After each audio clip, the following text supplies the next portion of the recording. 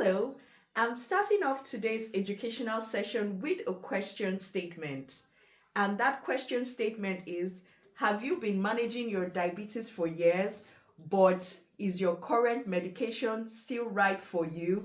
This is a very important question, and it's a question that I often get asked all the time.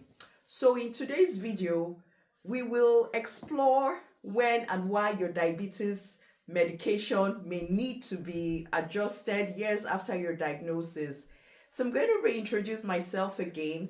My name is Nkiruka. I live with type 1 diabetes. I'm a certified diabetes educator and a HCP and a diabetes coach. I have seen firsthand the positive effects of medication adjustments after several years of living with diabetes. So the call to action today is: don't forget to subscribe and hit that notification bell so you never miss on practical diabetes advice. So the second question is: why may medication stop working effectively over years after your diagnosis? So number one, in the case of type 2 diabetes, as it progresses over time, the concept of beta cell decline occurs. So what I'm talking about here is that there's a depletion in the cells that produce insulin as the years go by.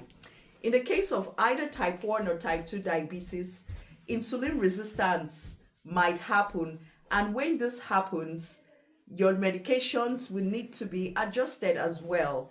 And the third is weight gain. So stress or changes in your lifestyle may need for your medication to be adjusted.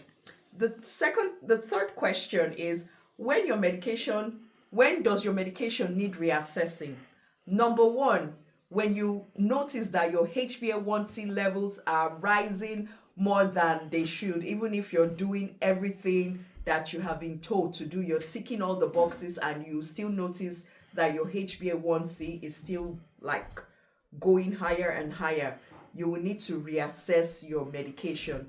And then when you have frequent occurrence of high blood sugars and low blood sugars, that's a sign that your medications need to be adjusted. And then when you have unexplained fatigue and thirst. The fourth question is: what does like a dose review involve? So this is what you need to know, what you need to do.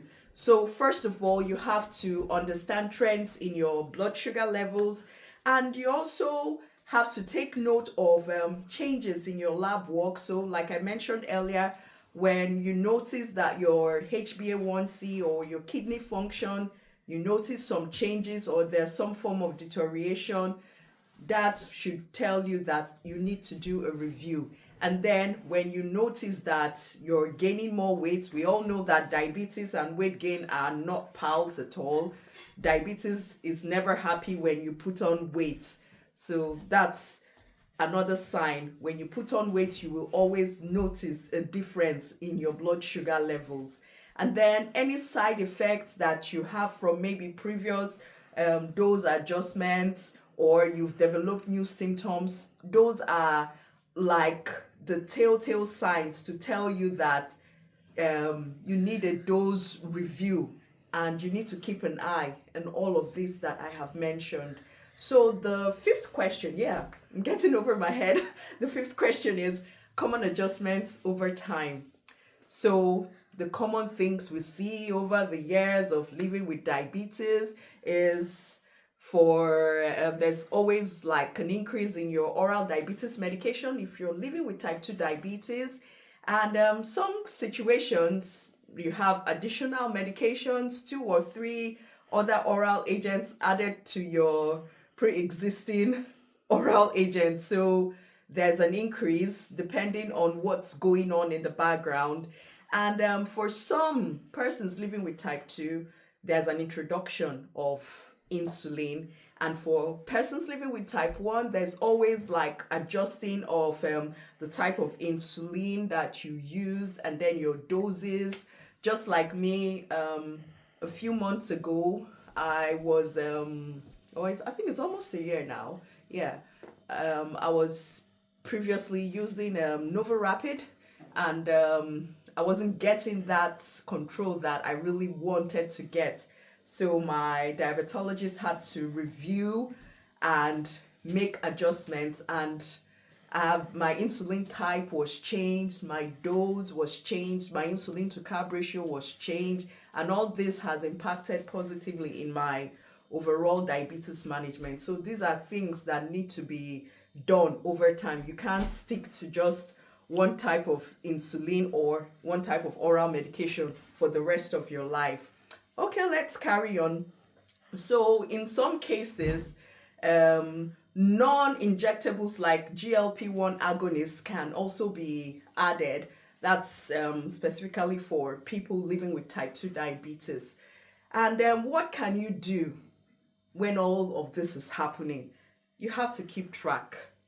I am an advocate of have a diary, keep a track of all the trends, all the triggers. This is very, very important. I love the diary keeping. It is very important, and it will help your healthcare team to make the best adjustments that suits you as an individual.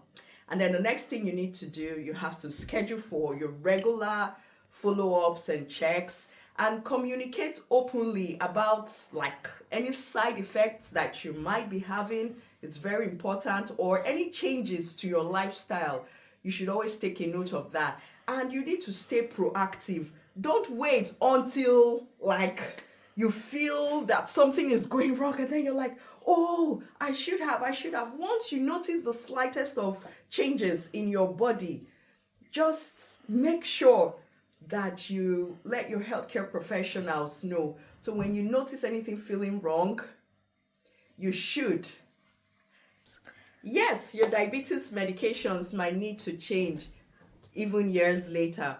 But this is not a setback. I know some people may be like, oh, maybe when they tell me I've been taking oral diabetes medications and then I'm now told, oh, I need to take injectables, insulin.